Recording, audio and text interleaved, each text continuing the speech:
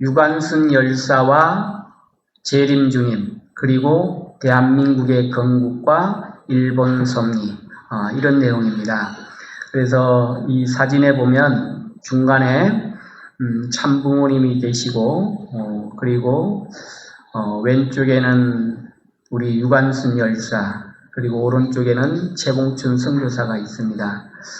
이러한 내용들을 중심 담고 오늘 예배를 드리도록 하겠습니다. 먼저 훈독을 하시겠습니다. 시작. 참부모 탄생의 배경. 재림주가 오기 위해서는 나라가 있어야 됩니다. 그런데 선생님이 태어날 당시에는 나라가 없었습니다. 나라가 없는데도 재림주가 와야 되기 때문에 한국에서 독립운동을 한 것입니다. 이때 팔도에서 나라 찾기 운동이 전국적으로 벌어졌습니다. 그것은 사탄을 대처하기 위한 것입니다. 이때 선생님이 잉태되어 1920년 1월에 태어났습니다. 1919년 3월 1일에 대학 독립만세운동이 일어난 그 기반을 통해 조건적인 나라를 기반으로 해서 애국적인 피 흘린 자들을 통해서 하늘의 섭리를 이루어 나왔습니다.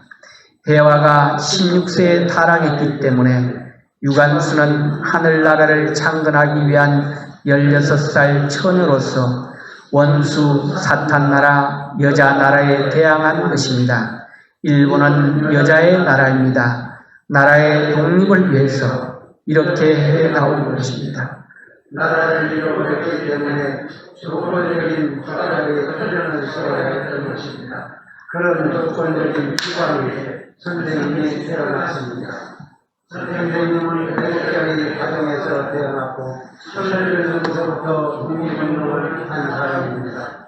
해화가 아담을 유인한 역사가 있었던 것인데 16세기 소녀가 사탄 대왕국을 대해서 제물이 된 것입니다. 굴복하지 않은 그 터전 위에 아담이 길을 닦을 수 있는 문을 열었다는 사실, 놀라운 것입니다. 여성들은 유관순 사상을 계승해야 됩니다.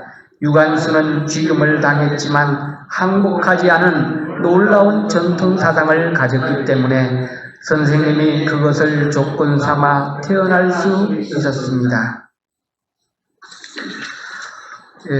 방금 훈독해드린 내용 중에서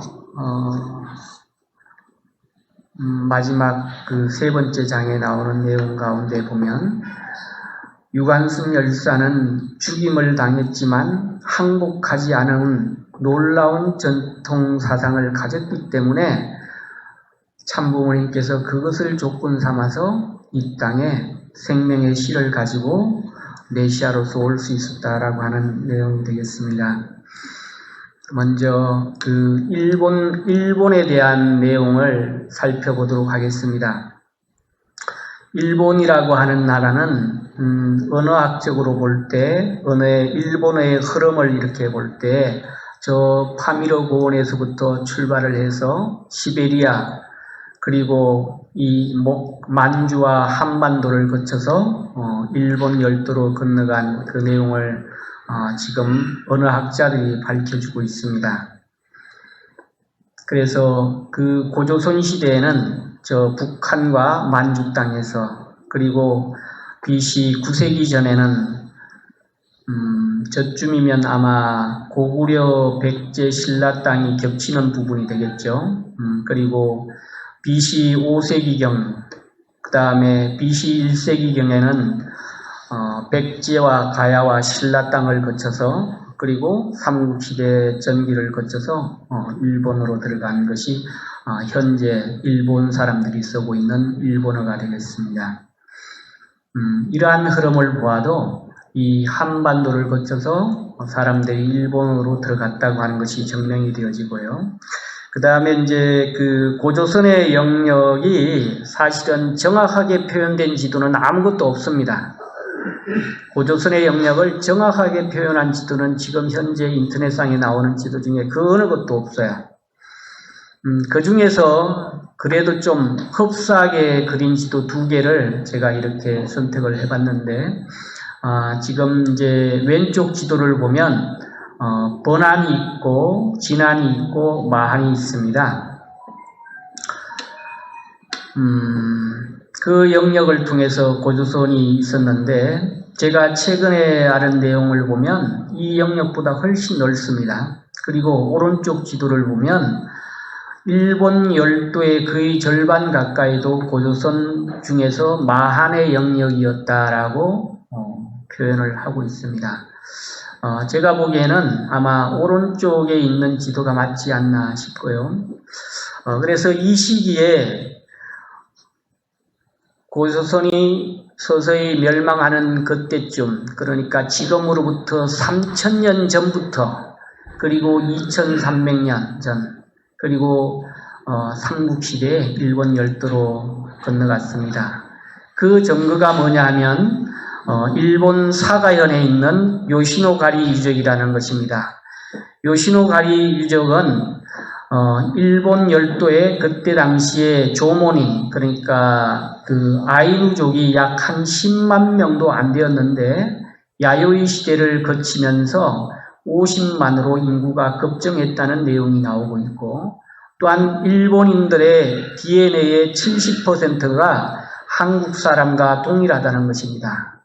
그러니까 일본으로 건너간 사람들은 우리와 같은 형제 자매라고 하는 것을 알 수가 있고요. 그 다음에 이제 그 이후에 가야에서, 백제에서, 신라에서, 고구려에서 일본 열도로 건너간 사람들이 거의 100만에 가까울 정도입니다.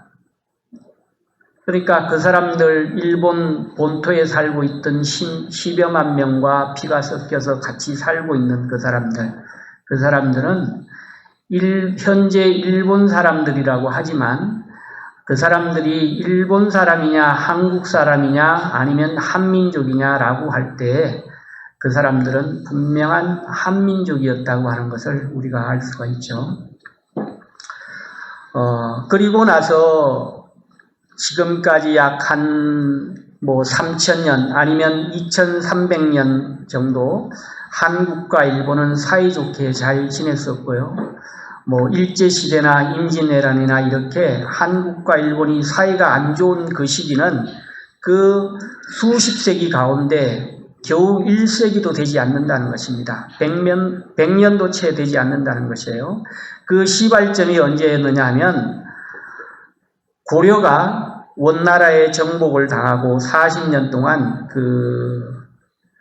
원나라의 정복을 당할 때 원나라에 고민이 생겼습니다. 무엇이냐면 바로 그 송나라에 있던 군인들, 그리고 고려에 있던 해군들, 이들이 다시 집결을 해서 원나라를 공격할 때는 원나라가 아주 곤란한 지경에 처하기 때문에 그들을 죽일 필요가 있었습니다. 없앨 필요가 있었어요. 그래서 전혀 원나라하고는 아무 상관도 없는 일본 열도로 송나라 군대와 그리고 고려의 해군들을 배에 태워가지고, 그것도 태풍이 몰아치는 그 계절에 일본 열도로 보냅니다. 그렇게 해서 대마도로 들어갔는데, 대마도에 들어가서 대마도 사람들에게 항복을 권유합니다. 그러나 대마도 사람들은 항복을 하지 않고 끝까지 투항하기를 기를 하니까 어떻게 했느냐 하면 할아버지 할머니에서부터 시작해서 어린아이, 갓난 아기까지 모두를 도륙합니다. 심지어는 집에서 키우던 개나 닭까지, 가축들도 모두 죽여버립니다. 그 다음에 그들이 일본 본토 큐슈 지역으로 들어가게 되는데, 큐슈 지역에 들어가서 전투에 승리를 하고, 그리고 보급선이나 이런 것 때문에 다시 배로 들어와서 이제 쉬고 있는 그 사이에 태풍이 몰아쳐서 그들은 전부 바다에 수장이 됩니다. 그렇게 해서 일본 본토는 지킬 수 있었고, 원나라에서 원하던 고려의 해군과 송나라 군대들이 다들 그 현해탄에 수장되고 맙니다. 그런데 그 큐슈 지역에 어떤 속담이 있느냐 하면 무쿠리 고쿠리라는 속담이 있어요. 그게 무슨 말이냐면, 무쿠리는 일본말로 몽골이라는 뜻이고 고쿠리는 고려라는 뜻인데, 몽골 사람과 고려 사람들이 우리를 잡으러 온다. 그 이야기를 하면 울던 아이들도 울음을 멈췄다고 합니다. 그만큼 무서웠다는 것이죠. 그렇게 해서 자이든 타이든 간에 우리 한민족 한반도에 살고 있던 고려 사람들이 일본으로 들어가서 일본 사람들을 모조리 도륙을 했던 사건들이 있었어요. 그러나 우리 대한민국 역사에서 이 내용을 가르치지 않습니다. 단지 일제 40년 동안 우리가 박해받았던 내용만 이야기를 하고 있고 임진왜란 때 우리가 당했던 그 이야기만 하고 있지 한반도에서 일본을 쳐들어가서 일본 사람들을 그렇게 할아버지 할머니부터 아이까지 가축들까지 도륙했던 이야기는 하지를 않아요. 그래서 한국과 일본을 전체적으로 이해를 하려면 3000년, 2300년의 그 역사를 전체를 봐야 됩니다. 그래야 한국과 일본을 이해할 수가 있어요. 그리고 역사가 흐르고 흘러서 1885년도에 러시아는 부동항을 얻기 위해서 조선을 침략해 들어옵니다. 러시아는 식민지 전쟁, 그러니까 그레이트 게임, 영국과 제정 러시아의 그레이트 게임에 의해서 유럽에서 남하를 하려다 시도하다가 실패를 했고 중앙아시아에서도 남하를 하려다가 부동항을 얻기 위해서 남하를 하려다 실패를 했고 그리고 극동까지 와서 바로 저 블라디보스톡은 러시아 말인데 한국말로 통역을 하면 동쪽을 다스려라, 동방을 정복하라는 그런 뜻입니다. 그렇게 해서 러시아가 1885년도에 조선을 삼키기 위해서 남하를 합니다. 그리고 영국은 그것을 저지하기 위해서 어디로 들어오냐면 거문도로 들어옵니다. 거문도. 그래서 1885년 4월 27일 날 거문도에 영국 해군이 들어옴으로 말미암아서 러시아 군대가 조선을 정복하는 것을 못하게 저지를 합니다. 그런데 이 사건을 놓고 참부모님께서 무슨 말씀을 하시느냐 하면 영국이 해화 국가였다. 그러나 영국이 그 책임을 다하지 못했는데 러시아가 남하에서 장차 메시아가 올 나라인 조선이라고 하는 그 나라를 공산화되지 않게 지켜주었기 때문에 영국이 그것을 조건으로 영국이 해화 나라로서 승리했다. 사명을 했다라고 하는 그런 축복을 영국 나라에 해주게 됩니다. 그리고 나서 1945년 한국은 강복이 되고 일본은 패전하는 그 시기에 인류의 메시아로 오셨던 참부모님께서 공생의 노정을 출발하는 그 시기를 전후해서 해와 나라가 영국이었던 것이 일본으로 넘어가게 됩니다. 그리고 다시 역사를 흘러가서 메이플라워를 타고 청교도들이 영국에서 신앙의 자유를 찾아 미국으로 건너왔습니다. 그 미국으로 건너왔던 청교도들은 다들 잘 아시는 것처럼 본인들이 먹고 사는 것보다는 먼저 교회부터 지었습니다. 그리고 학교를 지었고 그리고 자기네들의 살 집을 지었어요. 그러니 하늘 부모님이 계시다면 어떻게 미국을 축복하지 않을 수 있겠습니까? 그 하늘이 축복한 미국의 선교사들이 1905년은 공주로 내려왔던 것이고 1903년에 조선으로 들어옵니다. 그 선교사 이름이 누구냐 하면 바로 사프 선교사고 또한 사프 선교사의 부인인 사에리시 선교사가 한국으로 들어와서 두 사람이 결혼을 하고 그리고 서울에서 우리 사에리시 선교사 같은 경우는 이화학당에 아마 관여를 하고 있었던 것 같아요. 그러다가 1905년도에 두 사람이 결혼을 하고 충남 공주로 내려옵니다. 그래서 공주 지역에서 선교 활동을 하면서 사해리시 선교사는 천안 병천으로 이렇게 다니면서 선교를 하는 그 가운데에 누구를 만나게 되느냐 하면 그 어린 아이 유관순을 만나게 돼요. 근데 그 유관순 열사를 사해리시 선교사가 보니까 너무 총명하고 신앙심도 좋고 그래서 평상시에 눈여겨보고 있었어요. 그러던 와중에 남편 그 사표 선교사가 장티푸스가 맞을 거예요. 장티푸스로 죽게 됩니다. 한국에 선교를 나왔다가. 그래서 졸지에 가부가 되었죠. 그래서 가부가 되어서 미국으로 건너갔다가 다시 조선을 잊지 못해서 다시 들어옵니다. 다시 들어와서 1907년도에 다시 그 교회 내에 있는 매일학교를 영명여학교라고 이름을 지었다가 미국으로 건너가는 바람에 그것이 없어졌는데 다시 조선으로 들어와서 이 학교를 다시 재건을 합니다. 그렇게 재건을 하고 있는 그 찰나에 유관순 열사의 그 아버지도 선교 사업을 하면서 그 교회 사업을 하다 보니까 돈이 많이 들어갑니다. 그러다가 부도가 났어요. 그래서 가정 형편이 너무나 힘들어졌습니다.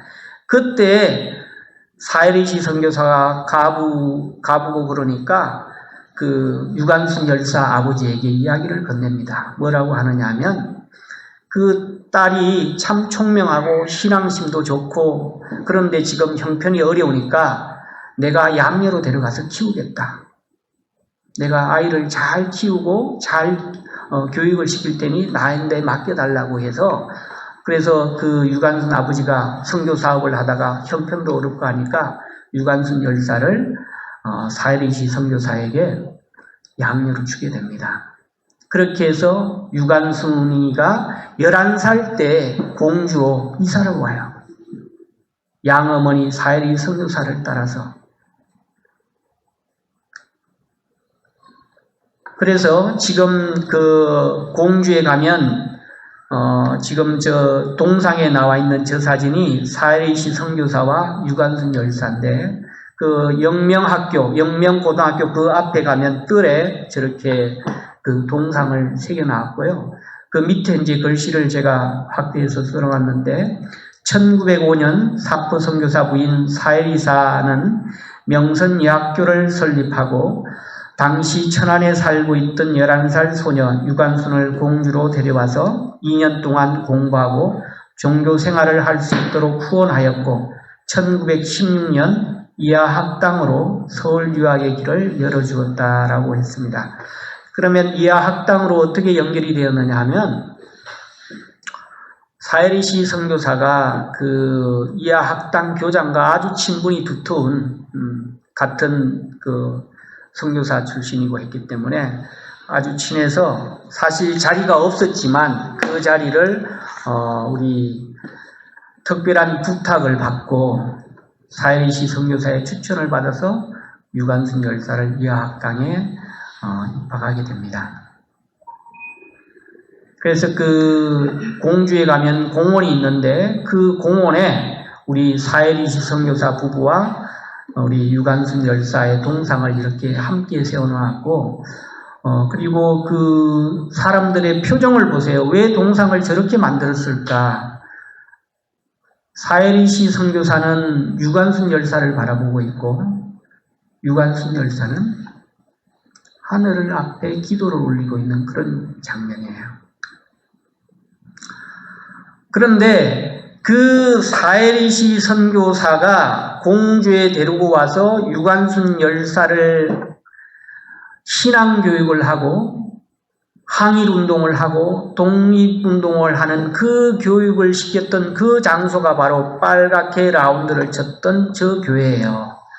저 교회가 1970년도 중반에 저희가 모든 땅이 다 감리교 재단이었는데 그 땅을 파는 사람도 모르는 가운데 산 사람도 모르는 가운데 영적으로 유관순 열사가 섭리를 했다라고 볼 수밖에 없는 상황으로 통일교회에서 저 땅을 매입해갖고 지금 현재도 저 땅에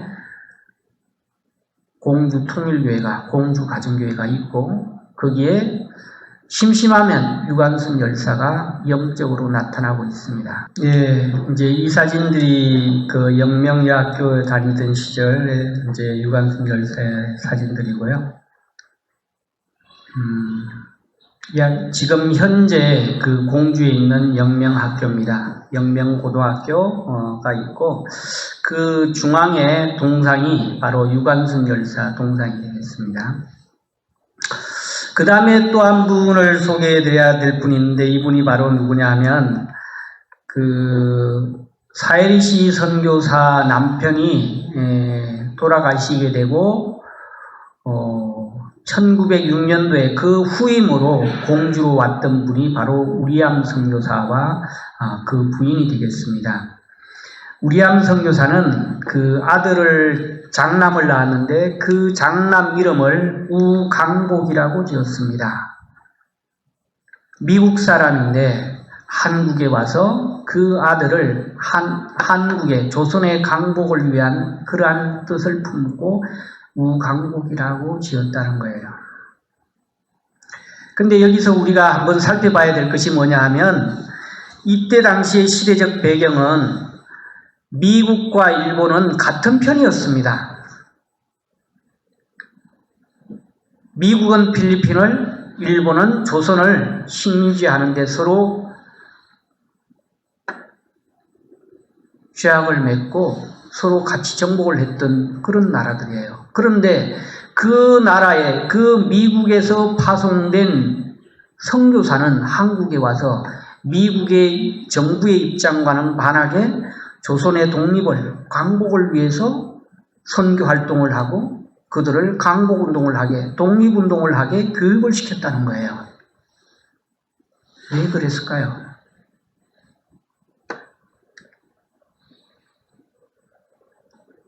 그 우강복 그 가족들의 사진이에요. 여기서 우강복을 제외한 나머지 2명은 한국에서 죽습니다. 어린 나이에. 어린 나이에 죽어요. 남편도 죽고. 네, 그렇게 됩니다.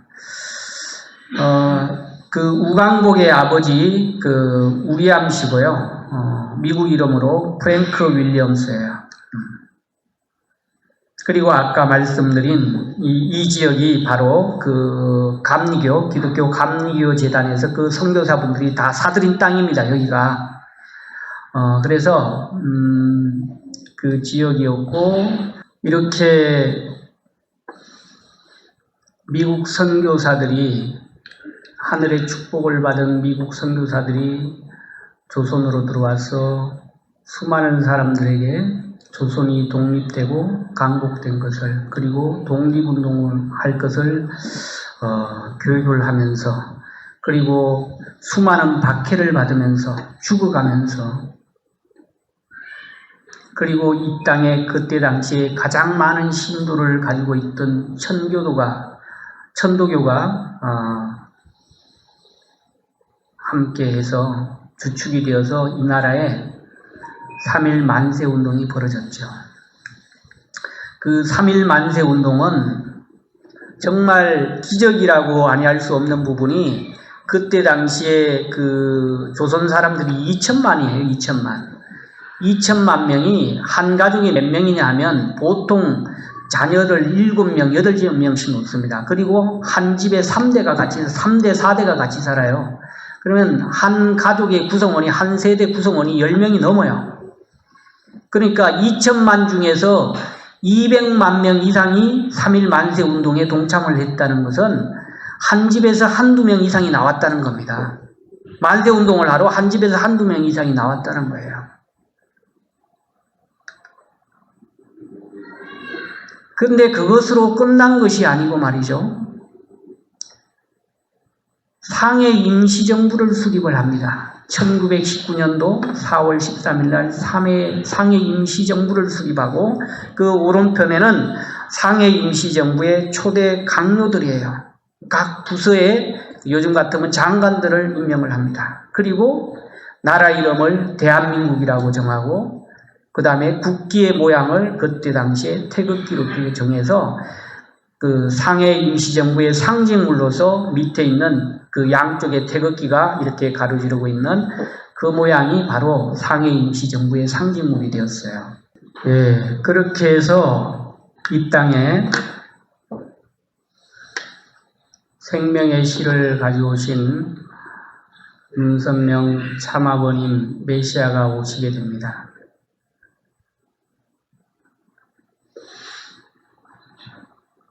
네? 네.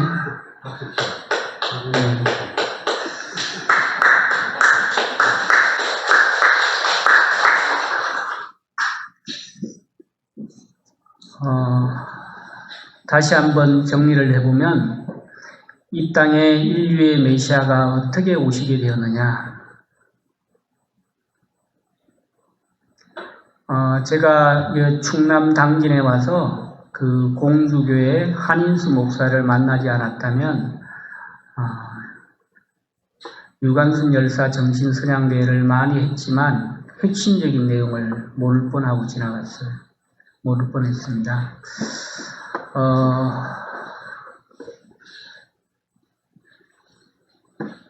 사에리시 선교사 그리고 우리암 선교사, 이 영국에서 신앙의 자유를 찾아서 미국으로 왔던 그 선교사들이, 하늘의 축복을 받은 그 선교사들이 이 한민족 속에 기독교 기반 속에서 메시아를 탄생하기 위해 그들은 선택받았고 하늘의 이끌림에 의해서 이 조선 땅으로 왔다고 저는 보는 거예요. 그리고 왜 공주로 갔느냐? 공주는 이름이 공주이기도 하지만 또 다른 의미로는 해화를 의미하기도 합니다. 에덴 동산에서 타락했던 그 해화를 의미하기도 해요. 공주라고 하는 그 땅은.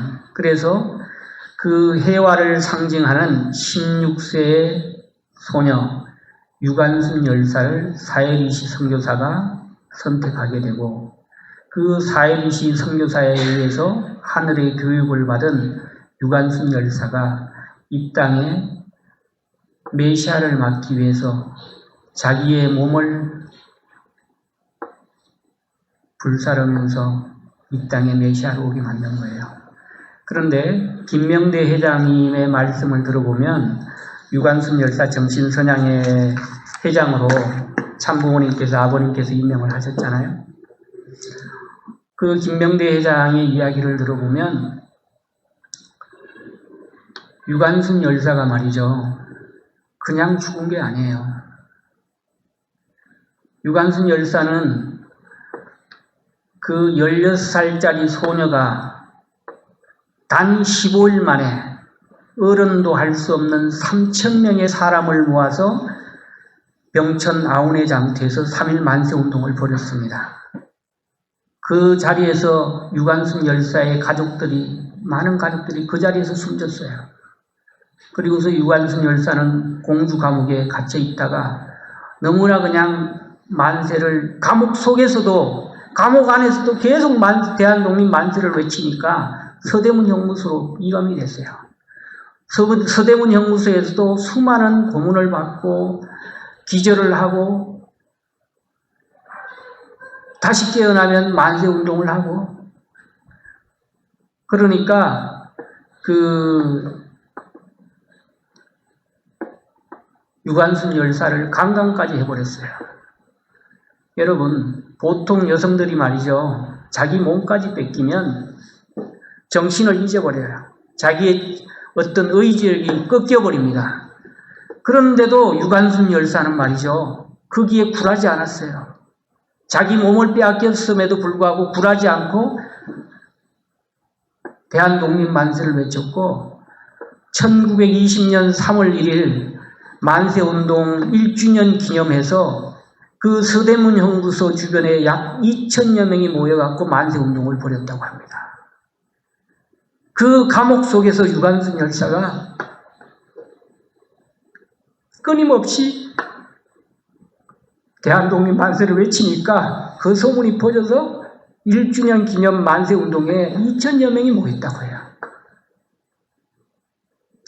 그래서 사실은 유관순 열사가 특별 사면으로 석방이 되는데도 불구하고 일제는 유관순 열사를 톱으로 썰어서 6토막을 내가지고 시체를 여기저기다가 분산시켜서 버려버렸어요.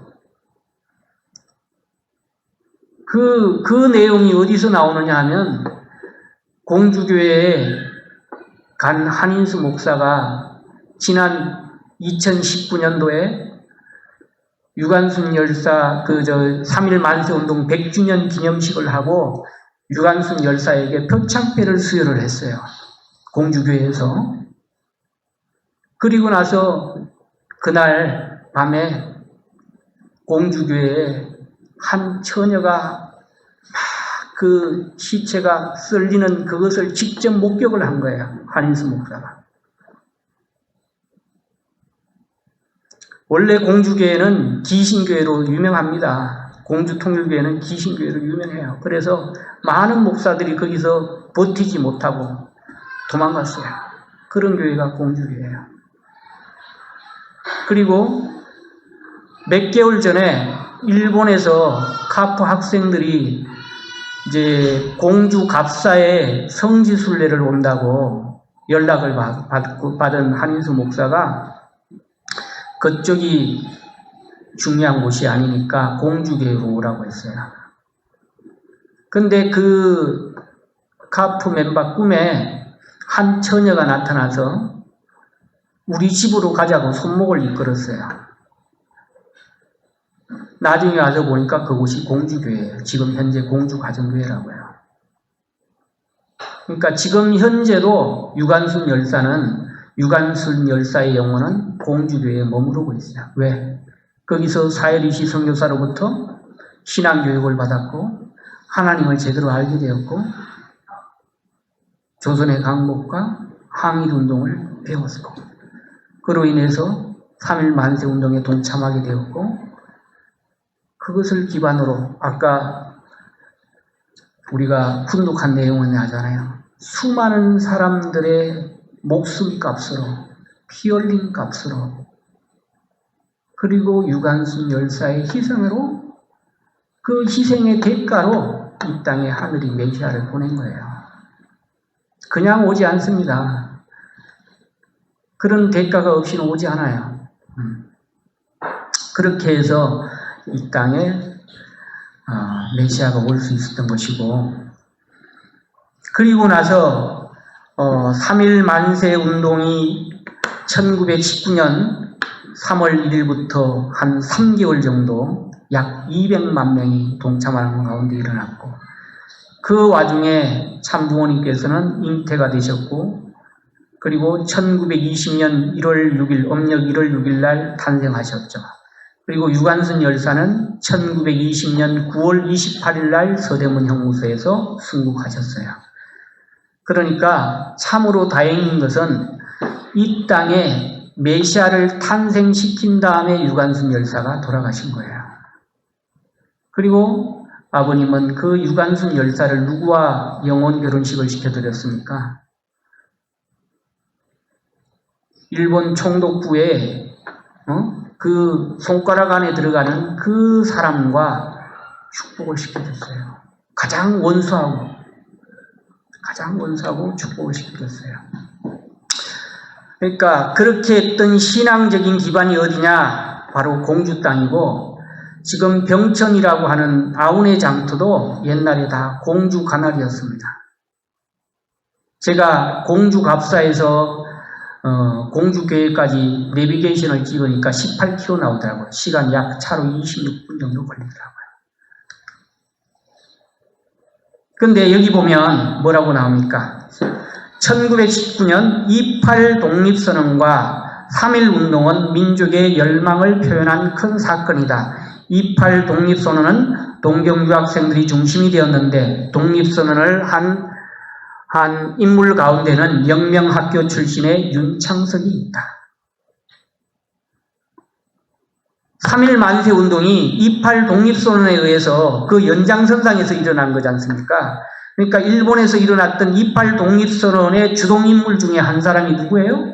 미국에서 건너온 그 선교사에 의해서 교육을 받은 엘리트가 그 엘리트가 일본에 가서 28 독립선언의 주역의 역할을 한 인물 중에 한 명이라는 거예요.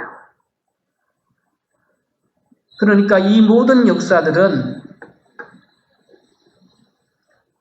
하늘에 의해서 사람을 선택하고 그 사람을 영국에서 미국으로, 미국에서 조선으로 이렇게 보내서 한국의 인물을 찾아서 섭리했다고 하는 것을 저는 알 수가 있었어요. 이를 통해서. 그리고 이분이 우광복, 미국 이름으로 조지 윌리엄스입니다. 이 우광복에 대한 내용을 잠깐 이렇게 보면, 지금 여기 그 좌측 사진이 앉아있는 분이 이승만 초대 대통령이고, 지금 나팔을 불고 있는 저분이 바로 우광복이고요. 그 다음에 오른쪽에 있는 사람은 하지 중장입니다. 이 세 사람이 왜 여기에 등장을 했느냐 하면, 그 영명학교 출신, 공주에서 신앙을 미국 선교사들로부터 교육을 받았던 이 사람들은 거의 한결같이 말이죠. 아까 그 3.1 만세운동 33인 중에 한 사람도 거기 교회 목사였죠. 그 다음에 28 독립선언을 주동했던 인물 중에 한 사람도 나오죠. 3.1 만세운동을 주동했던 사람들 중에도 나오죠. 그러니까 일제가 1940년도에 선교사들을 다 추방시켜 버렸습니다. 그리고 1945년 일본이 패전하고 대한민국이 강복을 맞고 미군정이 시작되는 그 시점에 하지 중장이 미국으로 본국으로 돌아갔던 선교사들을 다시 불러요. 그리고 우광복 선교사는 의사로서 한국에 들어왔습니다. 근데 제물포, 인천 제물포에서 하지 중장과 우리의 그 정치 인물들이 같이 이렇게 이야기를 하는데 말이 안 통하는 거예요. 그것을 옆에서 지켜보고 있던 그 우광복 선교사가 거기서 통역을 합니다. 그러니까 하지 중장이 내가 바로 찾고 있던 인물이 당신이다. 한국의 실정을 잘 알고 한국말과 미국말을 다 할 수 있는 그런 사람이 나에게 절대로 필요했는데 당신이니까 나의 통역관을 해달라 해서 통역관으로 들어갑니다. 우광복 씨가. 그 통역관으로 들어가서 뭘 하느냐 하면, 내가 한국에 대해서 잘 모르니까 우광복 당신이 말이야, 이 그 대한민국을 움직이는데 건국 준비를 하는데 여기에 필요한 사람들을 50명을 추천해 달라고 합니다. 조건이 두 가지가 있었습니다. 기독교인일 것, 독립운동을 했을 것. 그래서 우리암 선교사는 자기 어머니하고 상의를 합니다.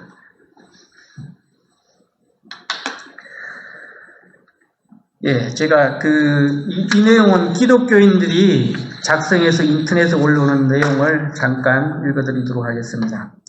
우광복이 하지 장군의 참모가 되어 정부 수립에 관여하게 된다. 그때 하지 장군이 우광복에게 자네가 한국 실정을 잘 아니 앞으로 한국을 이끌어갈 인재 50명을 추천해 달라고 했다. 그러자 우광복은 어머니와 이 일을 상의하였고 우광복의 어머니는 즉각 금식 기도에 돌입했다. 그리고 기도하면서 50명 중에 48명의 명단을 작성하였다. 물론 그 명단 안에는 믿음의 사람들이요 하나님의 사람들이 적혀 있으면 두말할 나위가 없다. 그렇게 해서 선택된 사람들 중에 문교부 장관, 국방부 장관이 그 추천한 사람들에 들어갔고, 그 다음에 재헌 국회의원들도 수많은 사람들이 이제 그 우광복이가 추천한 우광복과 우광복의 어머니와 그 다음에 이제 여기에는 이런 내용만 나오는데, 영명학교 안에 들어가서 그 자료를 보면 지금 이 내용은 이제 그 공주교회, 공주가정교회 한인수 목사 이야기예요. 거기에 들어가면 우광복과 우광복 어머니 두 사람만 관여한 것이 아니라 바로 그 사해리시 선교사, 유관순 열사의 양어머니인 사해리시 선교사와 함께 의논을 했다는 기록이 나온다고 해요. 그래서 이 세 분이서 서로 상의를 해갖고 그 48명의 대한민국을 건국하는 주 인사들을 추천하게 돼요. 기독교인들이고 독립운동을 했던 그 인사들로. 그렇게 해서 지금도 우리나라 제헌국회 속기록 첫 장을 보면 기도로 국회를 개하였다는 사실을 알 수 있고 1948년 5월 30일 이승만 대통령은 이윤영 목사에게 기도로 국회를 개할 것을 다음과 같이 주문했다. 대한민국 독립민주국 제1차 회의를 여기서 열게 된 것을 우리가 하나님에게 감사해야 할 것입니다. 나는 먼저 우리가 다 성심으로 일어서서 하나님에게 감사를 드릴 터인데 이윤영 의원 나오셔서 하나님에게 기도를 올려주시기 바랍니다. 그렇게 해서 이윤영 그 목사는 이렇게 기도를 시작을 합니다. 이 우주와 만물을 창조하시고 인간의 역사를 섭리하시는 하나님이시여, 이 민족을 돌아보시고 이 땅을 축복하셔서 감사에 넘치는 오늘이 있게 하심을 주님께 성심으로 감사하나이다. 이렇게 기도를 올렸고 그 이후 내용을 보면 이때 우리나라 전체 기독교인은 전 국민의 1%도 안 되는 때였다. 이게 말이 됩니까? 그런데 윌리엄스 사모가 추천해준 48명의 기독교인들이 각 분야에 들어가서 영향을 미친 결과 20년 만에 500만 성도가 되고 30년 만에 1천만 성도를 헤아리는 기적이 일어난 것이다. 이 기적이 어떻게 가능했는가? 미군정 시절 우광복이 추천한 48명으로부터 시작을 했다. 이영만리 타국에서 남편을 잃어버리고 딸을 잃어버렸는데도 다시 한국으로 돌아와 한 아래에 미랄이 된 윌리엄스 그 우광복의 어머니인 윌리엄스 사모 때문이었다. 이렇게 이제 기록을 하고 있어요. 그리고 이제 그 뒤에 보면 또 이렇게 이야기를 합니다. 이 기독교인들 이야기예요.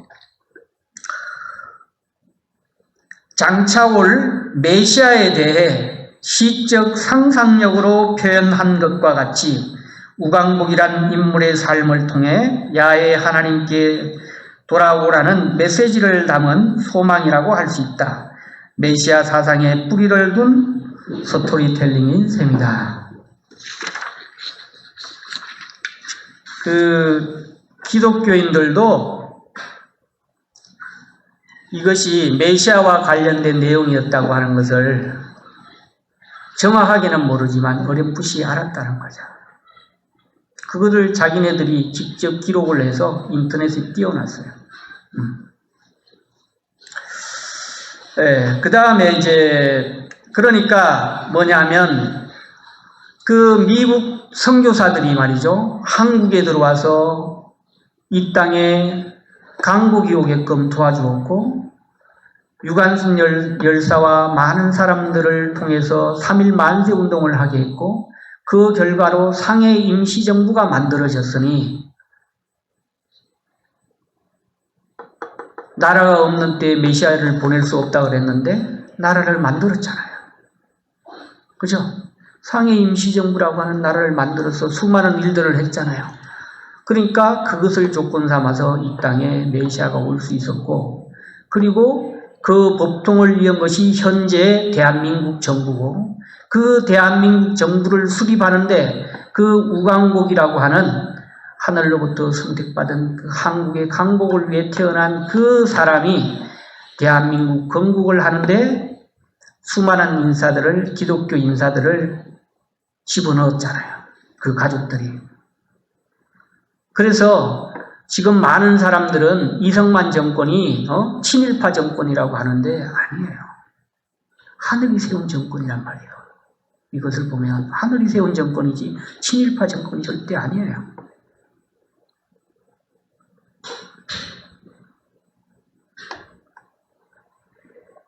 그리고 대한민국 건국에 관여를 했단 말이죠.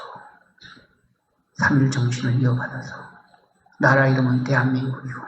이게 우리들에게 얼마나 많은 부분들을 시사하는지를 깊이 생각해 봐야 될 것이에요. 이게 이제 여기가 그 우광보 선교사의 묘지입니다. 여기가 영명학교고 이제 1906년도에 개교를 해서 지금 100주년이 넘어졌죠. 그리고 그 학교를 설립한 분이 윌리엄 선교사고요.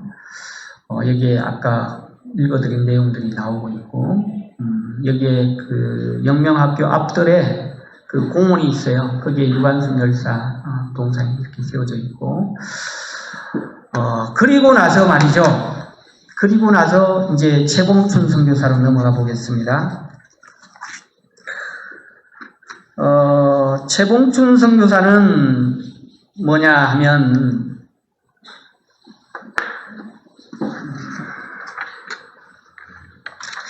최봉춘 선교사하고 연결된 부분은 최성길, 성진씨의 어머님이 있죠.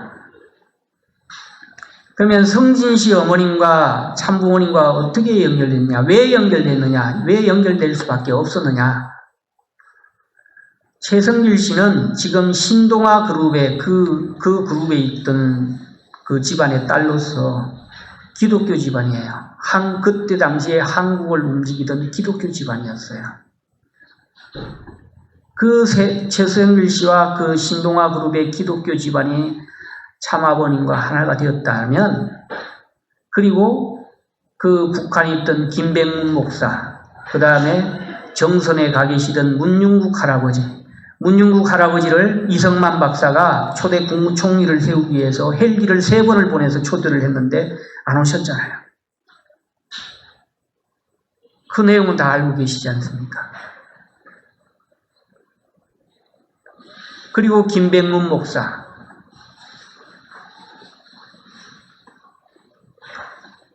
그리고 우광복과 함께 건국위원이 됐던 이 사람들과 하나 되었으면 1945년도부터 1952년 1차 7년 노정에 의해서 인류의 메시아로 오셨던 참부모님은 이성만 정권과 하나 되어서 그 터전을 삼고 미국과 연결되어서 전 세계의 지상천국이 이루어지고 이대연대 사건은 일어나지 않았고, 그리고 6.25 전쟁도 없었을 것입니다.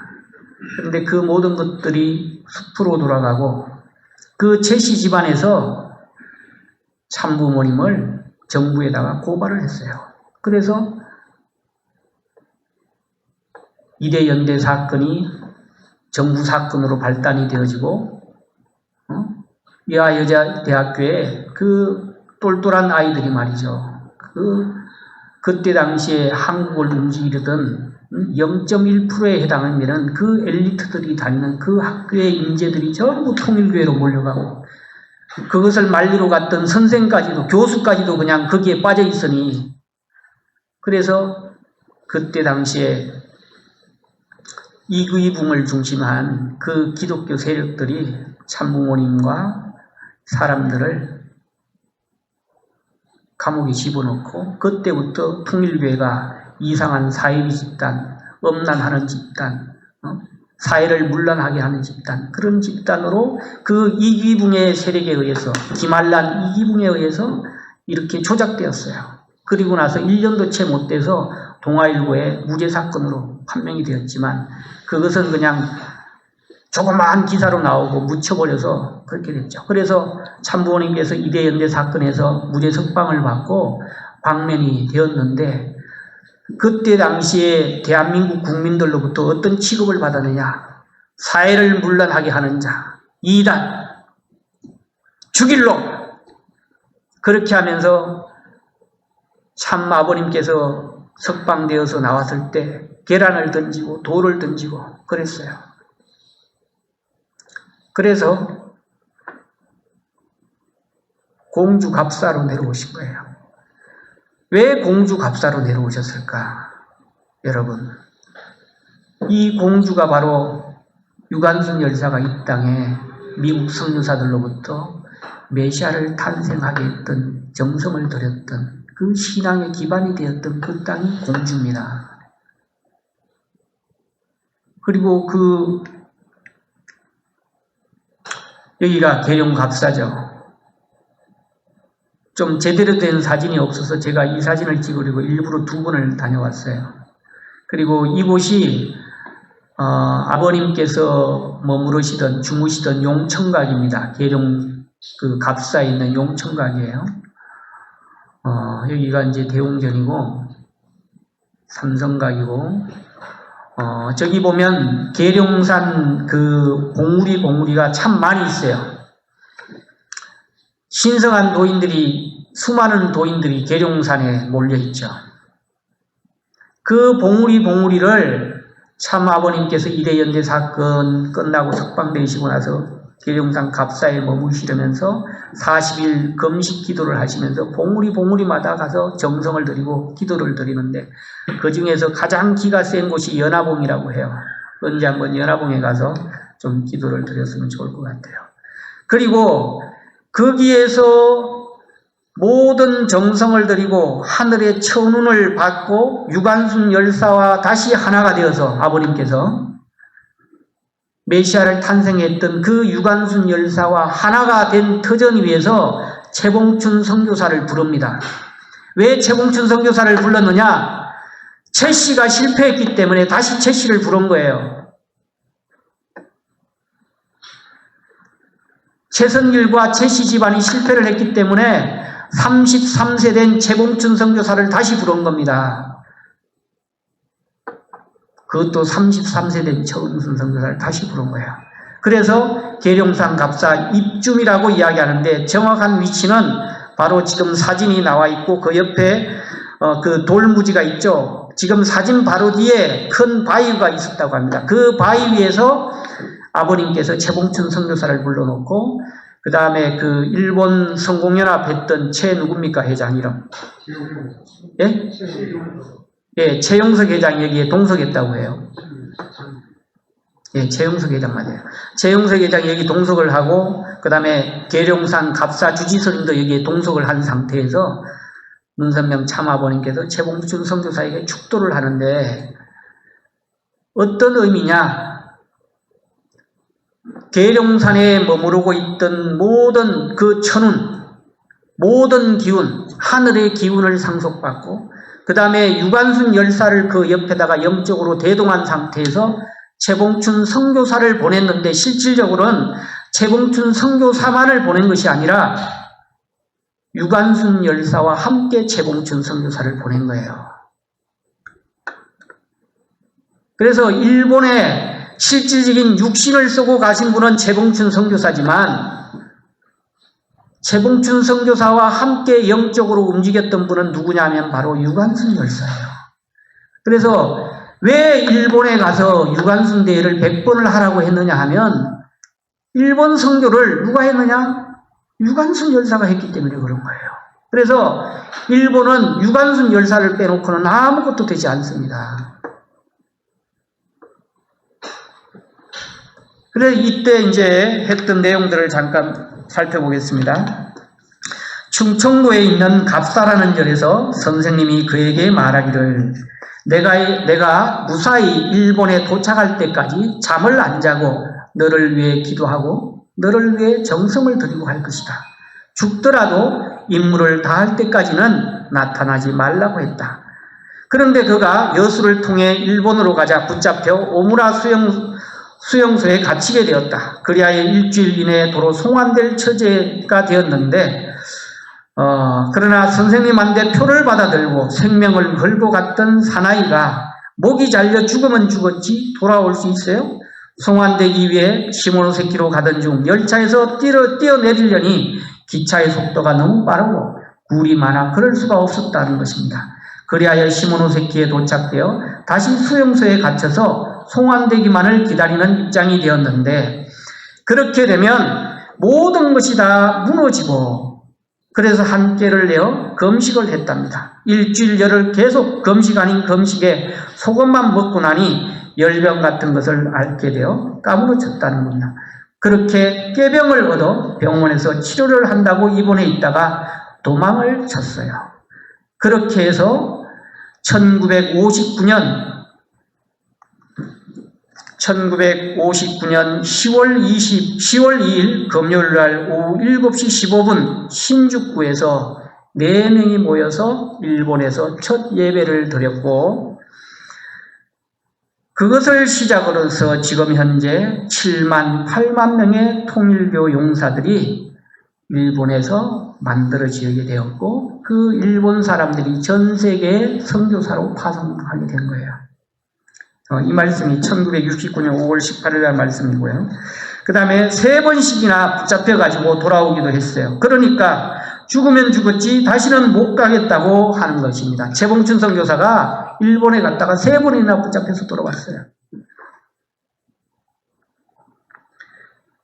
그래서 죽으면 죽었지, 스승님, 선생님, 저는 죽으면 죽었지 다시는 일본에 갈 수 없습니다 라고 이야기를 할 때 어떻습니까?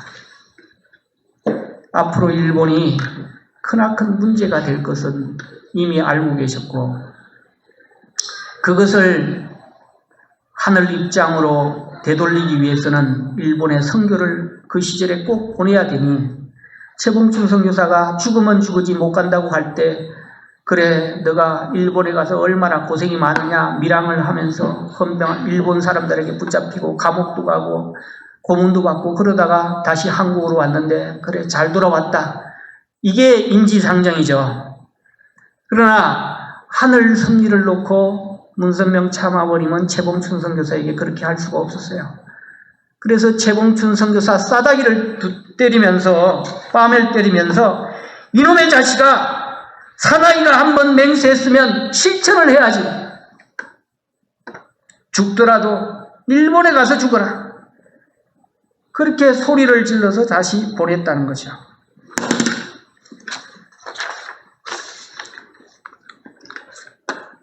근데 이거보다 더 중요한 내용이 있습니다. 최봉춘 씨가 일본 가기 전날 찾아와 결의하던 것이 엊그제 같다. 그때 내가 부탁한 말은 누구보다도 일본 사람을 사랑해라. 눈물을 흘리면서 몰리면서라도 사랑을 해라. 쫓기면서라도, 일본 사람들에게 쫓기면서도, 그때는 밀항이었으니까 쫓기면서도 사랑했다는 것을 일본 사람들이 증거할 수 있는 그 사실을 남겨놓아라.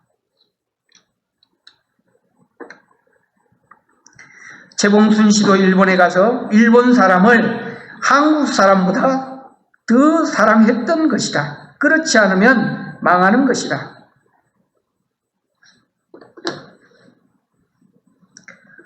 앞으로 축복받은 사람이 외국에 선교 나가게 될 때는 자기의 부인이나 자식을 보고 싶어 눈물을 흘렸다가는 참소 조건에 걸린다는 것이다.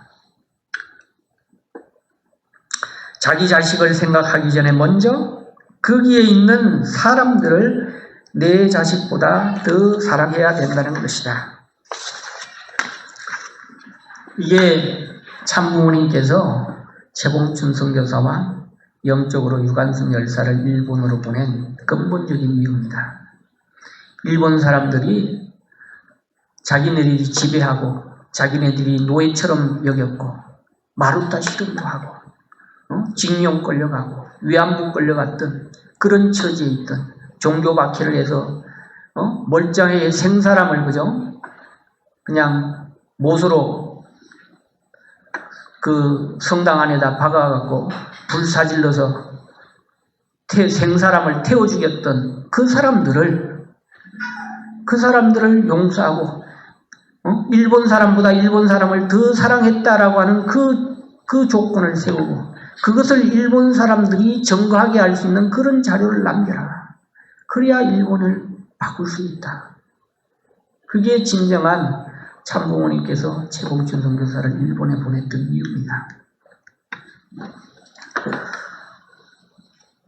그렇게 해서 이 최봉춘 선교사를 보냈고요. 지금 이 사진에 그 동그라미 타원을 그린 저분이 지금 현재 약 한두 달 전에 찍었던 최봉춘 선교사의 모습이에요. 그리고 아까 잠깐 설명을 드렸는데 이 사진이 지금 인터넷에 올라와 있는 1910년도 공주 선교본부 모습인데 여기 사진에는 현재 지금 저 사진에 나와 있는 여기 이 교회가 미국 선교사들이 와서 이제 약 한 50여 명이 예배를 드리던 그런 장소였어요. 그러다가 이제 신도들이 늘어나고 그러니까 1930년도에 사진을 찍었는데 이제 그 사진에 지금 공주교회 지금 이분이 이제 공주교회 목사님이시고 그러니까 이쪽에 큰 타원 여기가 약 한 50여 명이 예배를 드리던 장소였다고 하고 1910년도 사진에는 이 건물만 나오고 이 건물은 안 나와요. 그러니까 이 건물이 나중에 지었다는 게 맞고 저 건물이 이제 그 신도들이 200명, 300명이 늘어나니까 저 건물을 지었고 저 건물을 짓고 나서 그 병천에 있는 유관순 열사를 양로로 데려와서 바로 여기에서 유관순 열사를 신앙교육을 시키고 길렀던 그 장소예요. 그런데 아까도 설명드린 것 같이 이 공주 제일감리교회가 이 교회를 짓기 위해서 저 교회를 짓기 위해서 아까 했던 이 부지를 분양을 합니다. 이 땅을 팔아갖고 저 교회를 짓기 위해서 이 땅을 팔아요. 그러니까 70년대 중반에 말이죠. 그러니까 그때 당시에 그 공주 감리교회 그 사람들이 이 땅이 얼마나 선미적으로 공주 감리교회에 있어서도 중요한 땅이었다는 사실 자체를 몰랐던 거죠. 그래서 판 거예요. 그리고 우리 통일교에서 그때 그 땅을 사들이던 그 사람들도 이 땅이 어떤 땅이었는지 의미를 전혀 모르는 상태에서 서로 사고 팔았던 거예요.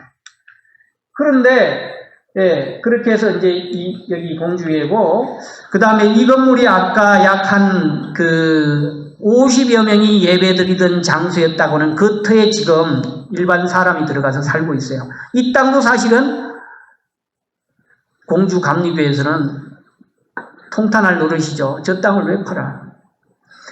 저기가 이제 50여 명이 예배드리던 건물이 있던 그 장소고, 그 다음에 여기가 이제 신도가 늘어나서 200~300명이 예배를 드리기 위해서 확장했던 유관순 열사가 직접 다니던 그 교회터예요. 그 교회터를 1970년대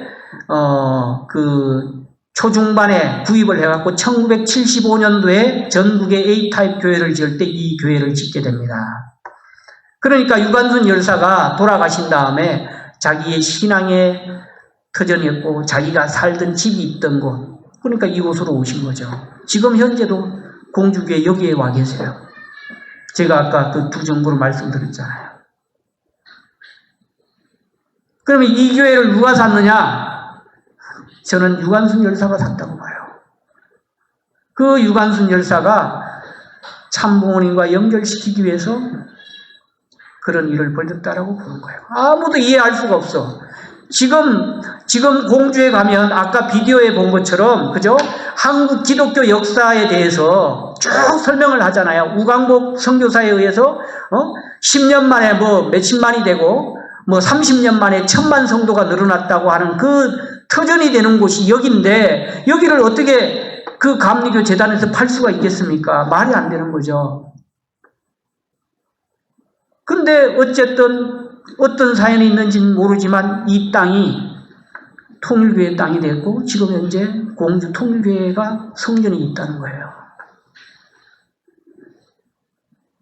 근데 이 사람들은 여기 가서 설명을 못합니다. 어디 가서 설명해요? 그 유관순 열사랑 이런 내용들을 그 기독교 사람들이 와서 설명을 할 때 제일 감리교회 가서 설명합니다. 여기 박물관에 가서. 근데 그 자리가 여기였다고는 설명을 못해요. 그 내용은 그냥 지나가 버립니다. 그래서 공주교회장이, 한인수 교회장이 질문을 했어요. 아니, 사진을 보면, 그때 당시에 사진을 보면 이 건물은 짓지도 않았는데 맞지 않느냐, 틀리지 않느냐. 그러면 유관순 열사가 직접 다니던 교회는 어디냐 그랬더니 그 관광해설사가 그때서야 하는 말이 지금은 그 땅이 통일교회의 성전이 되었습니다 라고 이야기를 했다는 거예요. 이런 역사가 벌어졌어요.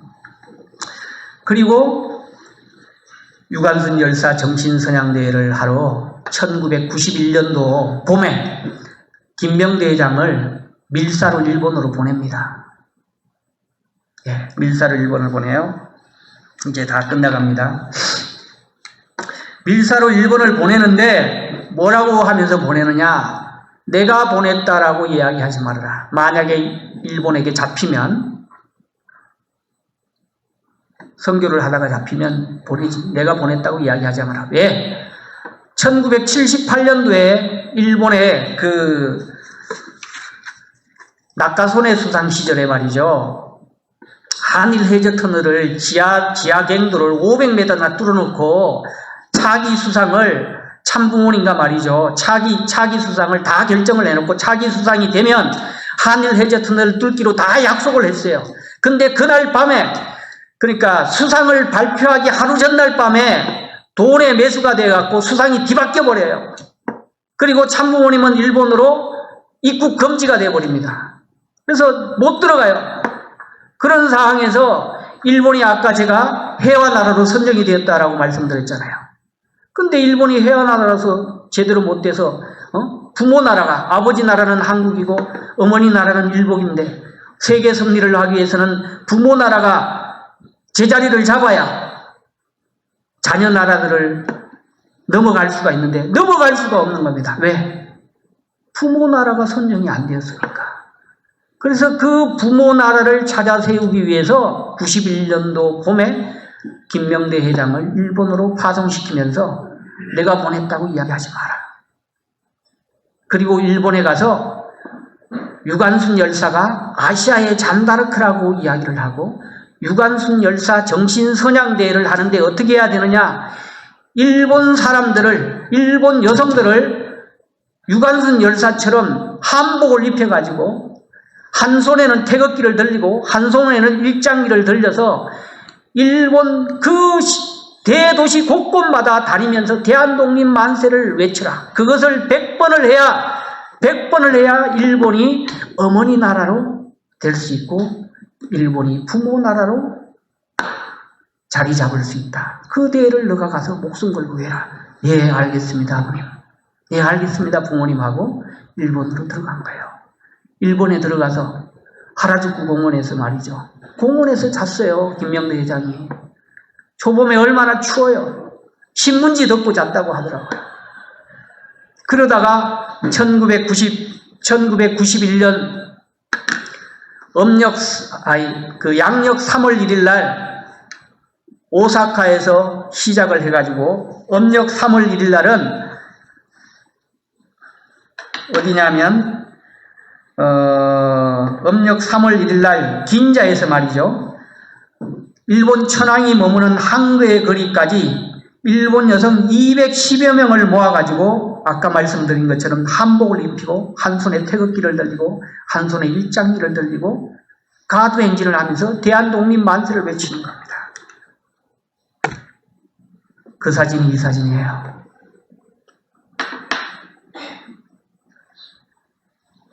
여러분, 제일 앞에 유관순 열사 존영이 있죠. 우리 성전에 모셔놨던 존영. 그 존영이 이 존영입니다. 그러니까 여러분, 의미를 모르면 그냥 가만히 계시는 게 좋아요. 섭리에 엄청난 영향을 미칩니다. 그래서 그 유관순 열사를 앞세워 가지고 태극기와 일장기가 나란히 한 손에는 태극기를 한 손에는 일본기를 들고 한복을 입고 일본 천황이 머무는 신주쿠가 일본의 가장 번화가잖아요. 거기에서 천황이 머무는 거리까지 210여 명의 여성들이 대한독립 만세를 외치고 가두행진을 한 겁니다. 일본 사람들이 봤을 때는 매국행위죠. 일본 사람 입장에서 봤을 때는 매국행위죠. 일본 사람 입장에서 이걸 받아들일 수가 있습니까? 그런데 해냈다는 거예요, 이걸. 목숨 걸고. 그렇게 해서 일본에서 80여 회를 했습니다. 왜 일본에서 유관순 열사 정신선양대회를 했나요? 처음에 최봉춘 선교사가 일본으로 선교를 하려고 건너갈 때도 유관순 열사가 함께 건너갔죠. 왜 유관순 열사가 함께 건너갔습니까? 이 땅에 메시아를 오게 만들었던 장본인으로 기독교 기반 속에서 이 땅에 메시아를 탄생하게 했던 그 유관순 열사와 접붙여져야만이 일본이 살아날 수 있는 길이 있기 때문에 그래서 유관순 열사 정신선양대를 일본에 가서 100번 이상을 하라고 했던 거예요. 그렇게 하면서 말이죠. 그 다음 내용을 보면 그리고 나서 91년 12월 9일 동경 유오타니 호텔에서 3,200명, 그 다음에 92년 3월 10일 오사카, 3월 11일 히로시마, 3월 10일 나고야 행사를 했어요. 그러니까 하나, 둘, 셋, 넷, 다섯, 6번 행사를 한 거예요. 6번. 제일 처음에 오사카 행사를 할 때는 그때 당시에 아버님께서 불러가지고 김명대 회장은 한국에 있었고 일본에서 그 참부모님과 김명대 회장의 지시를 받은 일본 사람들이 오사카에서 먼저 했고 그 다음에 91년 음력 3월 1일 4월 15일 날 동경 긴자 그 다음에 유오타니 오사카 히로시마 나고야 이렇게 전체 6번은 인간수죠. 인간수를 극복해낸 거예요. 그리고 나니까 무슨 일이 벌어졌느냐 1992년 3월 26일 날 동경 긴자 대후 10개월 만에 참부모님께서 드디어 14년 만에 일본으로 들어가시게 됩니다. 14년 만에. 그래서 일본 소토본부 5청에서 말이죠. 일본 간부들을 모아놓고 김명대 회장을 불러놓고 보고를 하라 그러고 그 이후에 참부모님께서 뭐라고 하시냐면 지금까지는 일본이 타락한 해화나라인데 오늘부터 일본은 해화나라다라고 선포를 해주시고요. 92년 4월 10일 날 세계평화 여성연합대회를 하고 4월 11일부터 12일까지 리틀랜드에서 예술회관에다가 여성연합대회에 참석했던 일본 여성들 3,000명을 모아놓고 이틀 동안 참부모님께서 교육을 하고 나서 그 말미에 뭐라고 하시느냐 하면 오늘부터 일본은 다말의 나라다. 해화의 사명을 이어받은 것이 다말이지 않습니까? 그죠? 우리 참부모님 생애노점과 그 구원섭리사의 원리관 교육을 받으신 분은 다 아실 거예요. 그리고 그 이후에 92년 7월 1일 한남동 공간에서 제2의 하나님 축복 영원 선포식 할 때 5시 새벽 기도의 축도 중에 일본은 어머니 나라다라고 선포를 해주셨어요.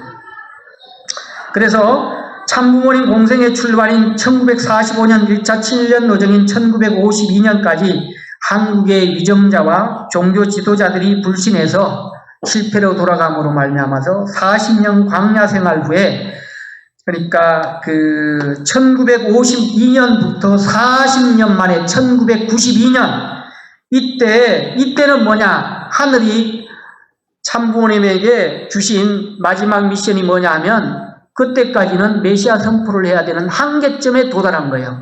그 한계점에 도달하는 그 타이밍이 다가오는데 날짜는 점점 다가오는데 일본이라고 하는 나라는 해화 나라로 성격을 못하니 그래서 김명대 회장을 일본으로 보내서 유관순 열사 정신선양대회를 하게 하고 그 대회가 어느 정도 이제 성공의 단계에 들어가니까 그것을 조건 삼아서 일본을 해화 나라, 다만의 나라, 그 다음에 어머니 나라로 성격을 해주시고 그리고 나서 92년 세계평화 여성연합 행사를 치르시고 그 다음에 지방대 그 선포를 어머니 나라라고 선포하신 후 100일이 지난 다음에 어머님께서 지방대 순회를 계속 다니셨어요. 다 기억하시죠? 직접 거기에 참여하신 분들도 많이 있을 거예요. 그때 어머님의 입술을 통해서 뭐라고 말씀하셨느냐 나의 부군이신 문선명 총재와 나는 인류의 구세주요 메시아요 참부모로 이 땅에 왔습니다 라고 선포를 하시게 되는 거예요. 드디어. 그런 유관순 열사를 중심한 섭리가 있었어요. 네. 그리고 또 하나는 뭐냐면 이러한 그 유관순 열사 정신선양대회를 통해서 유관순 세계평화 여성연합대회 때 이렇게 하셨고요. 어머님께서 말씀하시던 장면이고, 일본의 문부성을 찾아갑니다. 일본의 문부성을 찾아가요. 한국 같으면 교육부죠. 교육부를 한두 번 찾아가신 게 아니에요. 10번 이상을 찾아가셨다라고 합니다. 10번 이상을 찾아가서 유관순 열사는 아시아의 잔다르크다. 일본이 성적으로 퇴폐하고 이렇게 개인주의적으로 서양 문물을 받아들여서 개인주의로 이렇게 되면 일본은 미래가 없다. 그러니 일본 청년들이, 일본 청소년들이 아시아의 잔다르크인 유관순 열사의 정신을 이어받아가지고 그 정신을 가지고 일본을 다시 이렇게 세워야 된다라고 문교부를 찾아가서 한 번, 두 번도 아니고 10번을 찾아가서 그들을 설득해서 일본 초등학교 교과서에 유관순 열사의 내용이 실리게 만들었던 거예요. 이게 기적입니다. 이게 기적이에요. 그렇게 해서 지금 유관순 열사 100주년을 기념해서 UPF 중앙회에서 2019년도에 전국 시로 단위에서 유관순 열사 정신선양대회를 하게 합니다. 그리고 제가 옥천에서 전국에 요원의 불길처럼 일어나서 유관순 열사의 불가능을 가능케 했던 15일 만에 어린 16살짜리 중학생 소녀가 3,000명을 모아서 대한독립 만세를 외치고 1주년을 기념해서 감옥 안에서도 2,000명을 모았던 그 불가능을 가능케 한 그 정신을 이어받아 갖고 우리가 대한민국을 통일하자고 나선 사람들이 시도 행사만 해서 되겠느냐. 그래서 제가 제 스스로 그 누구도 이야기하지 않는데 제 스스로 옥천대회를 했어요. 제가 행사하는 것을 보고 옆에 있던 유영봉 목사님이 영동교회 행사도 했고 나중에 보니까 공주에서도 했다고 그러더라고요. 그래서 우리가 이제 지금 현 시점에서 왜 이 이야기를 다시 하느냐 하면 지금 현재 이 시간에 일본에서 그것도 한 해를 연장해갖고 코로나 때문에 일본에서 동경올림픽이 개최되고 있어요. 동경올림픽이 개최되는데 한국 대통령이 일본으로 가느냐 안 가냐를 놓고 설전을 벌이고 있는 그 찰나에 일본 공사가 말이죠. 우리 대통령을 아주 내가 표현을 못하겠어요. 이 자리에. 그런 저질스러운 표현을 하게 함으로 인해 가지고 대한민국 문재인 대통령이 일본으로 들어가지 않게 되었어요. 그리고 지금 현재 한국의 이 언론에서 일본 동경올림픽에 대해서 잘 다뤄주질 않아요. 도대체 이게 왜 이런 현상이 벌어지는 겁니까? 일본은 어머니 나라고 한국은 아버지 나라인데. 그래서 참부모님께서 이 문제를 해결하기 위해서 물론 그전에도 가정들이 있었지만 6,500가정부터 한일 국제 축복 결혼을 시켜줬어요. 그래서 한국에 살고 있는 일본 선교사들, 한국 남편과 일본 부인이 국제합동 결혼을 한, 참부모님에 의해서 국제합동 결혼을 한 그 가정수가 얼마냐? 6,500가정이나 있대. 그리고 거기에서 태어난 자녀들이 2만여 명이 있다는 거예요. 그리고 일본에 한국 처녀들이 일본 남자를 만나서 일본으로 시집간 그 가정들이 1,800가정이 있고 거기에서 태어난 자녀들이 7,600명이 있다는 거예요.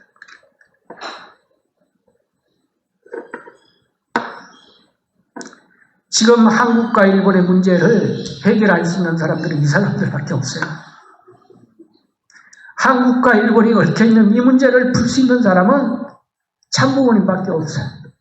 그럼 참부모님은 누구를 통해서 푸느냐?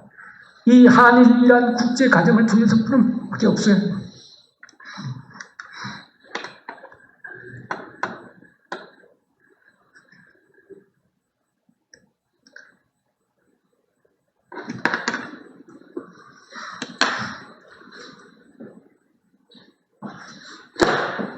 제가 제일 처음에 말씀드렸어요. 일본 사람은 한민족이다. 일본 사람은 한민족입니다. 분명히. 왜 우리가 그네들하고 이런 관계가 돼야 되는지 이해할 수가 없어요.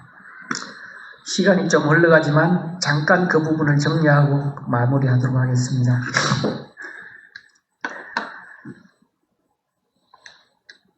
그때 당시에 국제 정세를 보면 말이죠. 20세기 초반에, 19세기 말과 20세기 초반에 러시아가 조선을 침략해 내려올 때 고종 황제는 황당스럽게도 우리를 정복하러 내려오는 러시아로 들어가 버렸어요. 아간 파천을 했어요. 너무나 황당스러운 일이 벌어졌죠. 러시아는 조선을 침략하기 위해서 내려왔던 거예요. 그리고 미국과 영국 서양 세력들은 러시아의 남하를 막기 위해서 일본과 조선에 들어와서 개항을 요구하고 우리와 그 조약을 맺기를 청원했는데 조선이 거부해버렸죠. 적으로 돌려버렸어요. 그래서 조선은 이해할 수 없는 나라라고 적으로 돌려버리고 영일 동맹을 맺게 되는 겁니다. 그러면서 이제 국제 정세가 그때 많은 변화가 일어났고 말이죠. 그리고 나서 그때 당시에 이 조선의 군대는 말이죠. 동학혁명 하나도 그것도 어떻게 할 수 없는 그런 힘없는 나라가 되어버렸죠. 동학혁명 하나도 농민 반란도 제지할 수 없는 그런 힘없는 나라가 되어버리고 그것으로 인해서 청나라가 들어오고 러시아가 들어오고 일본이 들어오고 영국이 들어오고 미국이 들어오고 그 와중에 누군가는 우리를 식민지를 할 수밖에 없는 그런 상황에 놓여져 있었어요.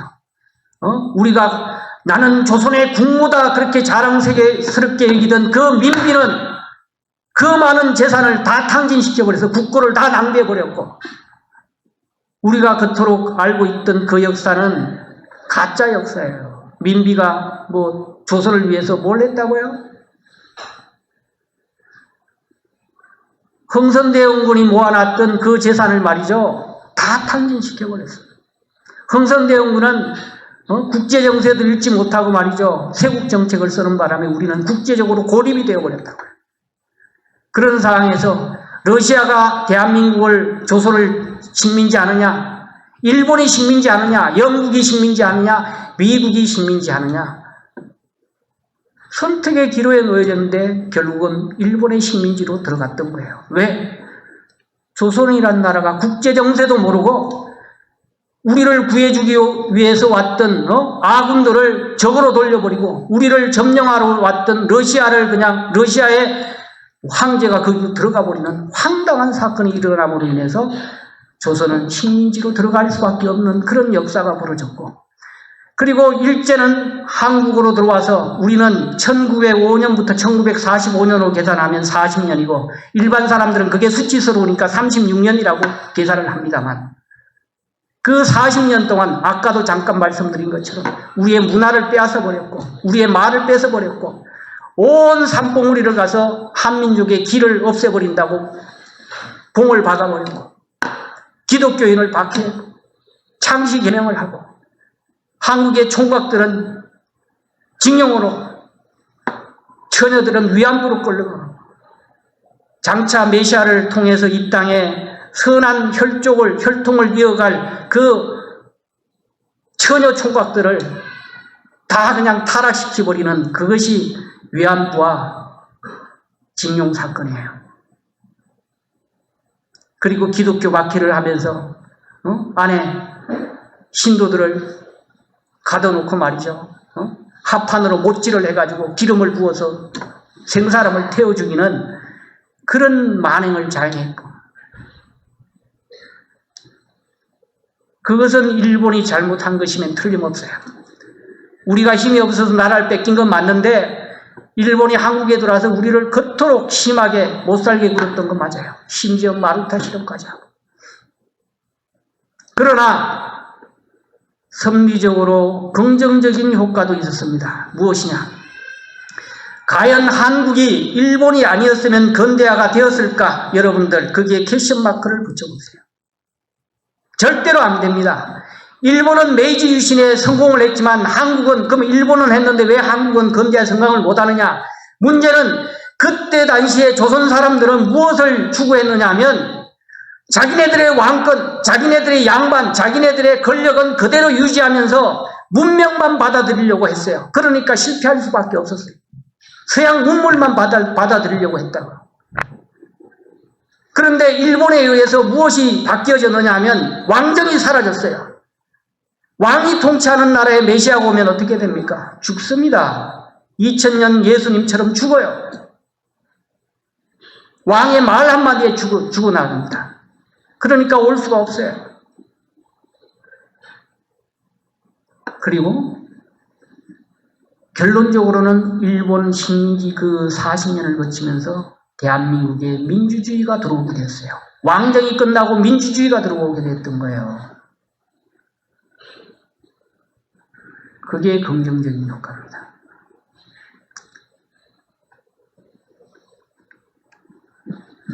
네.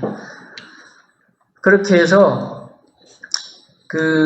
지금 일본에 올림픽이 열리는데 올림픽 성화 봉송 주자로 우리 일환가정인가요? 저 사람이? 그죠? 일환가정 2세요. 일환가정 2세가 성화 봉송 주자로 나왔고 그것이 우리 카톡방에 매일같이 올라왔고 동영상도 들어가서 보시면 있고 거기에 나온 우리 2세예요. 얘가. 그래서 우리는 대한민국 사람들의 거의 대부분 사람들이 일본 코로나로 다 되져라. 일본 그냥 도쿄올림픽도 실패하고 적자나서 나라 망하고 일본이 그냥 지진이 일어나고 화산 폭발이 해서 그냥 다 땅으로 그냥 바닷속으로 들어가라고 그렇게 고대하는 그 바보 같은 사람들, 그 사람들을 깨우치게 해야 됩니다. 저들은 원래 우리와 한 형제자매였다는 것을 알려줘야 돼요. 왜 우리가 일본하고 이렇게 살아야 되냐 말이에요. 이 중치하대한 이 타이밍에. 그래서 우리는 유관순 열사의 정신을 개성받아서 이 한민족이 북한과 남한, 해외 동포 800만이 모두가 하나 되어서 우리의 우방국들을 최대한 많이 끌어들여서 마지막으로 사탄의 세력으로 있는 저 중국 공산주의를 무너뜨릴 수 있는 그 힘을 배양하기 위해서 우리가 참부모님을 중심 삼고 하늘을 중심 삼고 유관순 열사의 정신을 선양해야 된다는 그런 말씀을 남기면서 이상으로 말씀을 마치고요. 그렇게 해서 우리가 하늘을 중심 삼은 신통일 한국을 맞이해야 되겠습니다. 다 함께 기도 올리겠습니다.